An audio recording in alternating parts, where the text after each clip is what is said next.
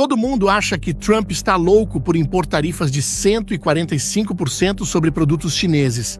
Mas, e se eu te disser que por trás desses impostos existe uma estratégia muito mais profunda do que simplesmente taxar por taxar? E se Trump estiver tentando desarmar uma bomba relógio que ameaça não só a economia americana, mas o mundo inteiro? Para entender o que está por trás dessas tarifas, preciso te mostrar algo muito importante. O ano era 2001 e a China entrava para a Organização Mundial do Comércio. Naquela época, o governo chinês fez uma grande promessa: abrir seu mercado interno de bilhões de consumidores para o mundo todo e jogar limpo nas relações comerciais. Parecia um grande negócio, certo? Só que a promessa nunca foi cumprida. Assim que a China foi aceita na OMC, começou a montar um esquema que poucos perceberam. Enquanto os outros países cortavam gastos e ajustavam suas economias para competir de forma justa, o governo chinês bancava, protegia e incentivava suas empresas com subsídios disfarçados de incentivos econômicos. O objetivo? Simples e assustador: conquistar mercados inteiros. A China se transformou no que muitos chamavam de a fábrica do mundo. E isso aconteceu em tempo recorde. A estratégia ambiciosa deles combinava uma mão de obra absurdamente barata, graças à sua população gigantesca e uma escala industrial massiva completamente apoiada pelo Partido Comunista Chinês. Lembra daquela época das falsificações chinesas? Eles estavam por toda a parte. BlackBerry era a versão chinesa do BlackBerry. Samsung em vez de Samsung. Nem o iPhone ficou de fora. O Gufone era lançado como um clone oficial do aparelho da Apple. Mas isso foi só o começo. Com o tempo, as empresas chinesas foram absorvendo conhecimento, às vezes legalmente, outras vezes nem tanto, e começaram a criar seus próprios produtos. O resultado? Uma invasão de produtos chineses ultra baratos nas prateleiras do mundo inteiro.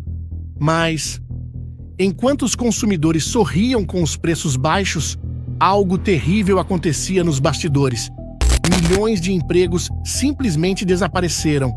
Para se ter uma ideia, só nos Estados Unidos, mais de 2 milhões de empregos industriais evaporaram entre 1999 e 2011. No Brasil, a indústria têxtil foi devastada. E não foi diferente em muitos outros países. Agora vamos avançar para os dias atuais, quando Trump decidiu tarifar o mundo inteiro. A reação foi rápida. Muitos pensaram que ele estava simplesmente louco. Mas, ao invés de receber só retaliações, os países começaram rapidamente a se aproximar do governo americano para renegociar tarifas mais justas. Todos, exceto a China. E quer saber o motivo? A verdade é que a China não está jogando o mesmo jogo que o resto do mundo. Ela criou seu próprio jogo com suas próprias regras. E eu vou te mostrar como eles estão fazendo isso. Quando a crise imobiliária estourou na China em 2020, o país precisou recorrer à única coisa que ainda funcionava por lá: exportar, exportar e exportar mais. O Partido Comunista Chinês investiu bilhões em fábricas, infraestrutura e incentivos para a produção. A ordem era clara: se o mercado interno não sustenta a economia, o mercado externo vai ter que sustentar. Isso criou o que os especialistas chamam de overcapacity. A China passou a produzir muito mais do que o mundo consegue consumir. Painéis solares, baterias, carros elétricos, eletrônicos. Eles inundaram o planeta com seus produtos. E quer saber como eles fizeram para obrigar o mundo a comprar o que não precisa? Com preços irreais, subsidiados pelo governo chinês. Pare para pensar um pouco. Quantas vezes você já comprou alguma coisa vinda da China só porque era baratinho? Talvez você nem precisava daquele produto, ou ele nem era tão bom assim. Mas você aproveitou para comprar porque o preço estava atraente. Agora imagine isso em uma escala global. Consegue ter uma ideia da magnitude desse problema? E o mais impressionante é que isso é só a ponta do iceberg. A China não só inunda o mercado com produtos baratos, como também desenvolveu métodos incrivelmente sofisticados para driblar qualquer tentativa de controle. Vamos pegar o exemplo do mel. Sim, mel de abelha mesmo. Lá em 2001, os Estados Unidos já estavam percebendo os impactos da China em sua economia e resolveram impor tarifas mais altas sobre o mel chinês para proteger seus produtores locais. Parecia uma medida eficaz, certo? Errado. A China deu o seu jeitinho e simplesmente começou a enviar seu mel para países como Vietnã e Índia. Lá, o produto passava por um processamento mínimo. Às vezes, só trocavam a embalagem e pronto. O mel chinês agora tinha selo Made in Vietnam ou Made in India. Com essa nova identidade, o produto entrava nos Estados Unidos pagando tarifas muito menores. Esse esquema ficou tão conhecido que ganhou até um nome técnico: Honey Laundering, lavagem de mel. E não pense que isso é exclusivo do mel. A China utiliza essa mesma estratégia, chamada de transbordo ou transshipment, com praticamente todos os tipos de produtos. Os Estados Unidos tentaram combater isso por anos, mas sempre que fechavam um buraco, a China encontrava outro. Foi como tentar tapar o sol com a peneira. E não para por aí. Você já ouviu falar da provisão de minimis?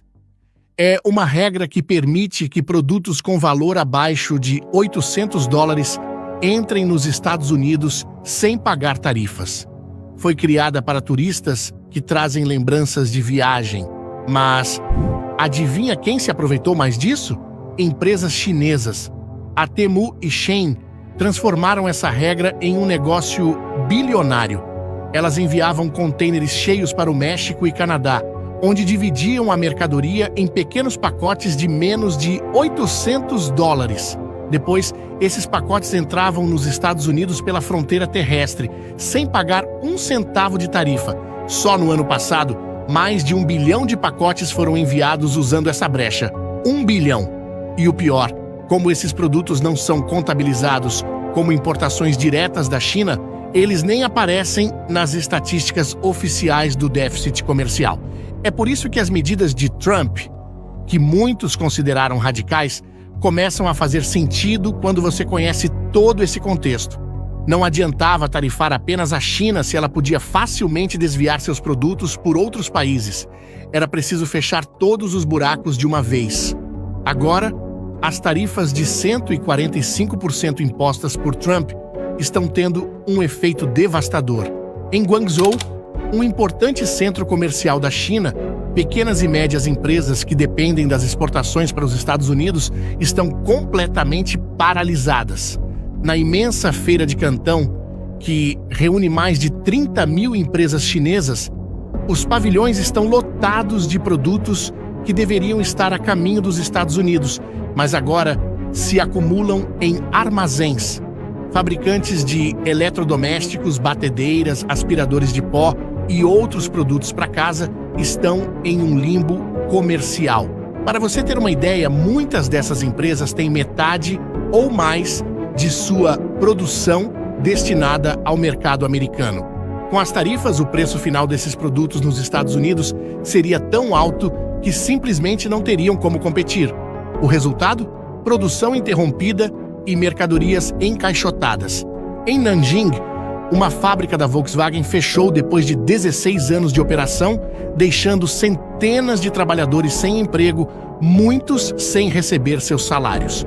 Na província de Guangdong, um importante polo de manufatura de roupas, sapatos e bolsas, onde são produzidos muitos dos itens vendidos por lojas online como Shein e Temu, os operários estão trabalhando cada vez menos. O que antes era um trabalho de 14 horas por dia com bom pagamento, agora mal dá para cobrir as necessidades básicas. O governo chinês prometeu enfrentar a guerra comercial até o fim. Mas a realidade nas fábricas e nas ruas mostra uma história diferente.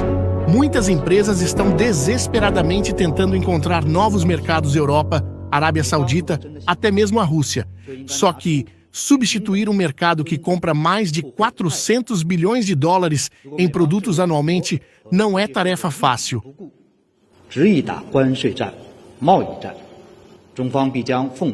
Oficialmente, o governo chinês diz que pode sobreviver sem os Estados Unidos. Afinal, o país tem 1,4 bilhão de habitantes, teoricamente, um mercado interno enorme. Tá.